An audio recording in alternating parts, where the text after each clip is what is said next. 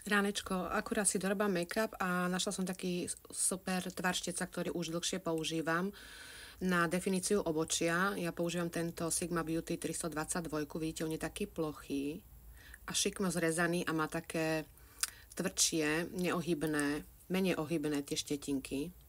Lebo som hľadala niečo, čo mi nanesie tieň aj cez tie chlopky, aby som sa tam nemusela s tým dlho paprať, lebo ja naozaj nemám čas 15 minút si robiť obočie. Tak chcela som vám o tom len povedať. A on je tak rezaný, že krásne zadefinujete spodnú časť obočia jedným ťahom. Ja si tam dávam taký tmavší troška tieň.